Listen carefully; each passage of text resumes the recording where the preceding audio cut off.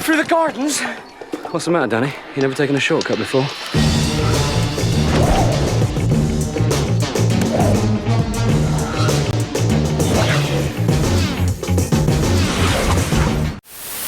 From the shadows to the light, we'll judge every fearsome sight. Gore and chills all in one night. Tune in now, it's pure delight. Rapid reviews, here we go. Quick and snappy, watch us flow. Scary movies, yes or no? Rapid reviews, steal the show.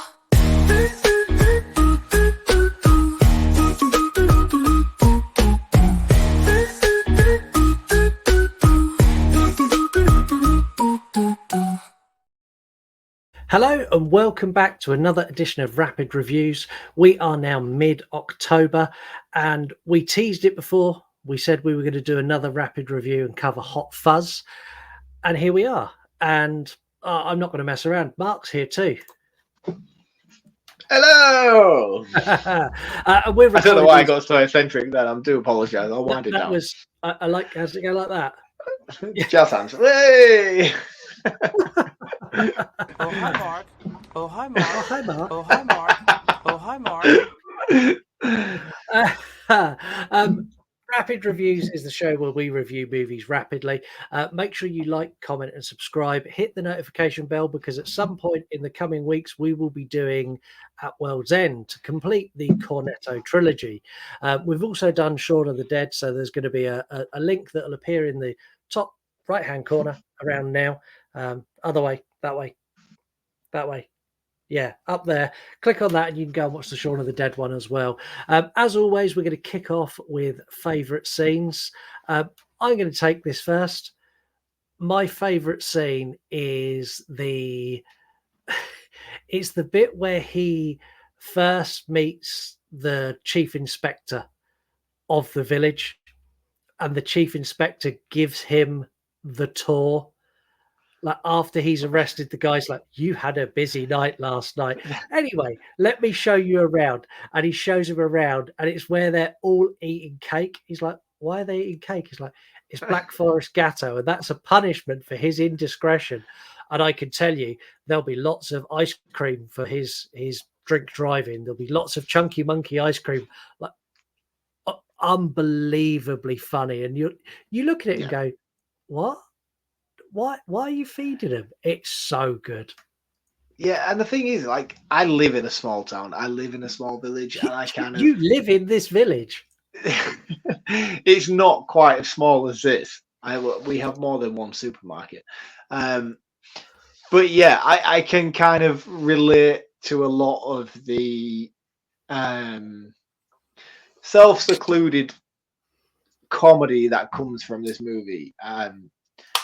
In terms of like favorite scenes, it's really hard for me to pick one in particular. Like for me, when we did the Shaun of the Dead thing, like I kind of knew straight away when watching those movies back how much that stood out to me because I watched it so many times within a week. I was like, yes, that's a line. I love that line. It's so funny, and every time it crops up, it always gives me belly laughs. But within this movie in particular, it's really difficult to pinpoint a particular line that makes me laugh so hard because everything about this movie I tend to find hilarious. And I think when it comes down to the writing side of things, I do find that Hot Fuzz is a better written movie than Shaun of the Dead, which I know a lot of people are going to come at me for. And I apologize. I really do. But I do feel like substantially in terms of writing elements, there seems to be a lot more here that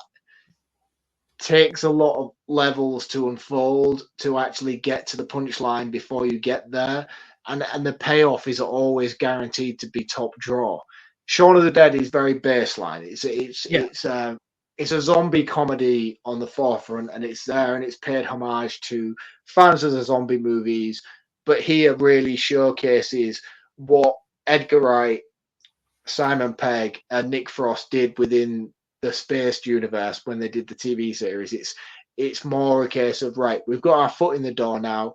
We can showcase what it is that sort of broadened our comedic talents, and And I think this movie does a much better job of showcasing that than Shaun of the Dead does. I love Shaun of the Dead unconditionally, top tier movie. In fact, much better movie than this, but that's because it's more relatable to me as a fan than this movie is. But in terms of writing, I think I think Hot Fuzz is sort of god tier level in terms of the bang, quip, quip, quip, quip, quip. Every scene is a punchline. Every scene is a joke. Every scene is a catch it, miss it, catch it, miss it, depending on the kind of viewer you are. For me, if I had to pinpoint it down to a particular scene that I would categorize as my favorite, that's really difficult because I love this movie so much. It's got to be the whole, what makes you think it's murder? And I think that's a Yorkshire thing. I think that's a Yorkshire thing because it's probably one of the weakest jokes and one of the most easily throwaway comments within the entire movie. But when she delivers that line, Academy are nominated. I think she even won. I think she won an Academy. She did, yeah. To hear her say that line in the context that she says it is just, it's brilliant for me. And every time I see her do it, I'm waiting for it. I'm waiting for that moment. It's like an hour and 15 minutes into the movie. And when she finally gets there, I'm just like, yeah, boom. Yorkshire, we love it. See, I think for me, this movie is so much more about the build than it is about the climax. So the climax is shooting, and it's the diving through the air, and it's the build to that. So you get the bit where they're at the school and Simon Pegg is talking to the class. He's like, "Any questions?" And Nick Frost put his hand up. He's like, "Have you ever shot anyone?" He's like, "No." He's like, "Have you ever drawn your gun?" He's like, "Yes." He's like, "Have you ever dived through the air while shooting? Have you ever been to high speed car chase?" Like all of that stuff is just like foreshadowing of what comes later. And when you get to that point, it makes all of those earlier jokes so much funnier. Like so much funnier. Like even the bit where Nick Frost is like, "Oh yes, it's just like Bad Boys, isn't it?" He's like, "Bad Boys? Like, you haven't seen Bad Boys?" Like all of that, and you're like, it's just so well built and it's so well cast. So, who's your favourite character in this?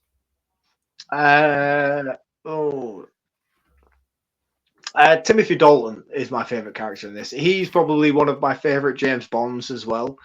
A very unpopular opinion, I'm aware of that, but I think he is one of the greater James Bond actors to portray the character. And so to see him in such a Goldfinger-esque flip reverse role and have him as a villain in this movie is particularly enticing to me, because especially when it's more because like this movie is a slasher movie at its core. Like there is high amounts of slasher elements in it, and he drops so many nuggets throughout to insinuate that he is the main overarching villain. I'm a slasher. I'm crisis. Exactly, things like that, and it's so on the nose throughout. So when we get the grand reveal that he is not necessarily, he isn't the main villain. It's Nick Frost's dad, Chief Constable. Yeah. He's sort of categorized as the main villain of the movie, but Timothy Dalton's character as the flip reverse of the James Bond character that he's so heavily known as, for me is perfect, because he plays it in such a way that is so suave, it is so James Bond-esque. Every line he delivers is done with pizzazz and suave, and when it finally comes around to the fact that he is a bad guy, you're just like, I knew it from the start, and they've spelled it out to us from the start. But when we get there, it's just like, I knew it, but I didn't want to believe it, and it's just so cool when we finally get there. And I think he, for me, even though he probably doesn't deserve favorite character appraisal, he's going to get it for me. What about you? Mine's Nick Frost. Nick Frost in this is the only way I can describe him is like, I've got a young son. Nick Frost is that younger son. He looks up to Simon Pegg's character almost like a superhero, like a child looks at their dad, and like his constant questioning of him, and like, have you done this? Have you done that? What about this? What about that? And the fact he plays such a a lovable character because he's a dick. Like he's a dick in this movie all the way through, but you can't help but go, I really like you. Like everything you do is comedy gold, but your character's written in a way that everyone knows it's funny apart from you. And you don't get the joke. And that's what makes it so fun. Like the bit where like you've got everyone kind of almost poking fun at him, like the other detectives are mean to him, and like his dad thinks he's a bit of a loser. But he doesn't understand any of that. He just thinks he's another cop like everyone else. And I love that sort of innocence. Bumbling essence. Yeah, like bumbling idiot who's full of innocence, who doesn't understand the world around him. And when they start investigating, he's so like, well, it can't be that. No, it definitely won't be that. Like, we live in a little village. It's not that. Like, I love that whole element. And one thing I want to talk about is the gore in this movie. Like, that caught me so off guard first time I watched this. So, like, the church steeple. For instance, and the shears to the neck. I mean, that's what makes me laugh about this movie is how much people kind of disregard it as being a horror movie, and I think that's overshadowed by its plot. But this is a horror movie at its core. This is a slasher movie at its core, and the graphic nature of it is probably more violent than 90% of the slashers that we have to deal with on a regular basis. A24, I'm looking at you. And I think it gets massively overshadowed and massively overlooked because of how comedic and how central focus it is upon a bumbling police officer and all the rest of it. But it's a slasher movie at its core, and it has those elements throughout. And some of the kill sequences in this are absolutely phenomenal. Really, really cool. And again, I mentioned it already, but the shears to the neck as they go to the flower shop is just fucking awesome. One of the goriest kills you'll get in horror. Yeah, and the thing is, most of the kills in this, the characters they kill are the characters that they've set up that you think it's them. Like, especially with the reporter who gets the pyramid on his head. Like, at that point, I'm like, it's definitely you. You're the baddie. And then he dies like, right, back to the drawing board. Who could it be? And like you say, they've been shoving Timothy Dalton in my face since the beginning. I'm going, he's a red herring. It's definitely not him. Who could it possibly be? And it's beautifully crafted. It's beautifully written. We're midpoint. We already said on the last episode, this is a 4 out of 5 for me. 4 out of 5 for me as well. It's 2 episodes in a row. Identical scores. Scary. I think when it comes down to the Cornetto trilogy, I think me and you are going to be very much on par with our opinions throughout on this. We both love Simon Pegg. We both love Edgar Wright. And I think we both know where we lay within our lanes on this movie franchise.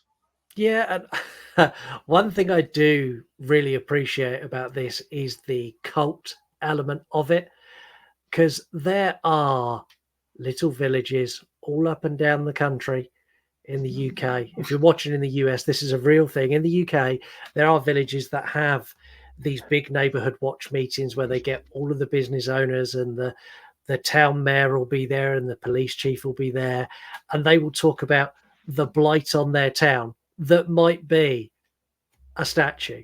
It might be the hoodies. It might be someone keeps leaving cigarette butts outside of their local village pub. And the neighborhood watch will task the police with solving these problems. And they'll solve them however they can, because if they don't, their life is fucking miserable from the neighborhood watch. And it's a real thing. And it's scary. Yeah, it is. It is scary. It is scary. And it is a case of hierarchy within the confines of population. And I live in, as you know, you visited many times. It's a small town. Yeah, but it is a well-populated town. And we, as much as you like to take the piss, it's a well-populated town. But we have various little villages within the vicinity of our town that are very much Hot Fuzz-esque. Do you know that they are, you walk into a local pub and they are like, who is this? He's not local. This is a local pub for local people. You're not welcome here. You know, that's the kind of general environment that is around where I live, and that's what makes this movie so relatable for me, I think. Yeah, I'd love someone who's not in the UK to let me know in the comments if this is a thing in other parts of the world, because in the UK there are things as very local pubs where only the locals drink there. And if you walk into one of these pubs, whether you're visiting the town and you walk in with your wife or your kids or whoever, you walk in, you could hear a pin drop as glasses stop moving, people stop talking, and they all turn and look at you and they watch you all the way to the bar. They watch you order your drink and they watch you all the way to your seat. And they'll keep watching you for a good 30 seconds after that before they carry on. I don't know if that's just a UK thing, but I get a feeling it very much is. Yeah, I think so. I don't know. I've never been. I have been to the US numerous times, but I've never been within the vicinity to understand the No, economy of that I've kind never, of thing. I've But never walked into a local bar in the States, probably because I'm afraid because they've all got guns there. Like over here, maybe the worst you're Texas. going to get. Texas would be the most reliable thing. So Heather, please let us know if this is how it is in your neck of the woods, because I kind of imagine Heather to be the Yorkshire of America. Do you think Texas is the Yorkshire? I think so. I think so. Yeah. I think Heather is the most Yorkshire American I've ever met in my life, if I'm honest with you. Yeah, that's a really good time for me to say in the top right-hand corner, there's now a link to the episode where Heather joined us for what did we do? We done X, which is the American Thank you. version of Hot Fuzz. I mean, I don't know if it's the American version of Hot Fuzz. Fuck. Correct me if I'm wrong. There is Hot Fuzz in that movie. There is definitely Hot Fuzz within that movie. There we Definitely. go. So when we go forth, we've done two of the best movies in the Cornetto trilogy. Let's give people a little bit of an insight as to where we're going to go next, because I don't know how we're going to break World's End down. I've only seen that movie once since it came out, and I was massively, massively disappointed. I might have a whole new reflection on it when I watch it again to do rapid reviews. Where are you currently at with World's End? I've seen it twice, and both times I watched it when I was, I don't know. I watched it when it came out. So how many decades ago was that? It was a long time 10, ago. 12. Yeah, and like my life and me as a person has changed a lot since then. And the characters in that movie are representing people my age now. So I don't know. On a rewatch, I might rewatch that and go, yeah, that's how I feel. But at the moment, I'm 3.5 maybe. Yeah, it's not a bad movie, but it's the worst of the three. But I don't know. Yeah. Rewatch, I might watch that and go, actually, now I'm at this age, this is a 4. It's a 5. I don't know. And that's what worries me about it. That's what worries me about my rewatch, is how relatable I'm going to find it. Because when I first originally dived into the Cornetto trilogy, Shaun of the Dead was the most relatable thing I'd ever experienced in my life. Like, that was a shit. Hot Fuzz, yeah, it was a nice continuation of what we'd seen prior, but I didn't get a lot of the jokes in World's End because I wasn't middle-aged. But now I am middle-aged. Yeah, you're not quite there yet, but I definitely am. So No. You breaking me down and telling me that I'm not quite there yet doesn't do you any justice. You're past the point, all right? So for you, watching World's End is nostalgia. For me, it's relevant. Harsh. Well, let's do the let's do the hardest bit of this. The hardest bit of this is pick a scene to sell it to a multi-age audience. Right. For me to pick a scene to sell it to a multi-age audience is going to be after the bar when Simon Pegg finally starts having a drink and Nick Frost, and they go back to Nick Frost's house and they binge watch Die Hard, Bad Boys, and get all those pop culture references in there. But again, that's only relatable to me. I grew up in that 90s era of Die Hard and Lethal Weapon and all the rest of it. How relevant that's going to be to anybody else watching it from this day and age, especially, what do you categorize people of? I don't know. Is it millennials, Gen Zs? What are you aged sort of like 20 to 30 these days? What are they? Yeah, I think you've got Gen Z, which are sort of 20s to 30s. No. So Gen Z is like late teens to early 20s, I think. Then you've got millennials, which you would sit in, and then you've got Gen X, which I'm kind of on the. I'm on the line of whether I'm Gen. I sit in a very special place. We're called Zennials, the 3-year gap I'm in. So I'm old enough to remember not having the internet, not having computers at school, having to write everything, but I'm young enough to be able to understand and use all of those things. I'm like a bridge the gap generation between you're on the cusp of a free bus pass and a fucking disabled parking bay. That's where you are. And then you've got the really old, which is our parents, which are boomers. And then I think there's another generation. I don't understand the generation thing. I've never got it. If you're not in your 25 to 30s, you're not going to get this movie at all. No, but that's my favorite scene, regardless. Yeah, if I was to pick a scene to sell this, it would be the scene when he first arrives, and he's in the pub, and he's doing the ID check. How old are you? The ID check's like, how old are you? I'm 21. It's like, when's your date of birth? He's like 3rd of July 1963. He's like, so you're 47. He's like, yeah. He's like, out. And then he's like, next one, out. The best one is what's your date of birth? He's like, 3rd of February. It's like, what year? Every year. See, that I think that would work across the board because everyone's been in a pub underage and tried to get served. And I think that works. I think that's about it for this one. There's not a lot much else we can dive into. If you've not seen Hot Fuzz, go and watch it. Is it on Netflix at the moment? It is currently on Netflix in the UK, depending on what time this episode is released.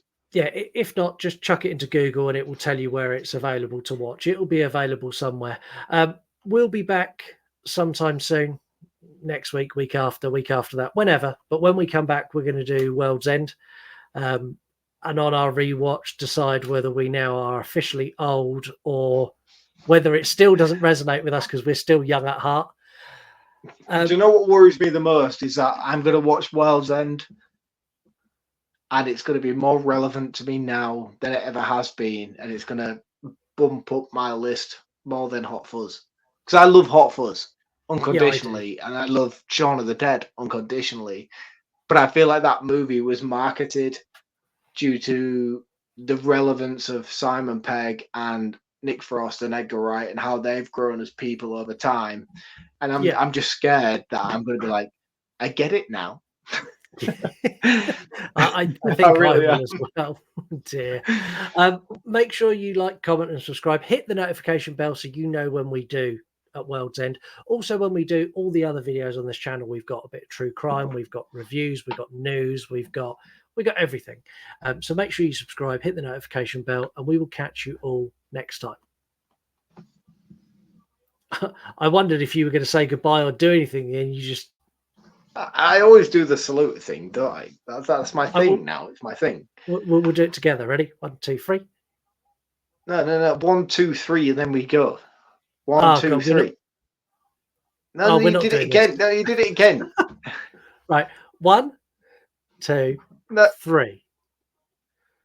Cheers, guys. Bye. No. From the shadows to the light, we'll judge every fearsome sight. Gore and chills all in one night. Tune in now, it's pure delight. Rapid reviews, here we go. Quick and snappy, watch us flow. Scary movies, yes or no? Rapid reviews steal the show.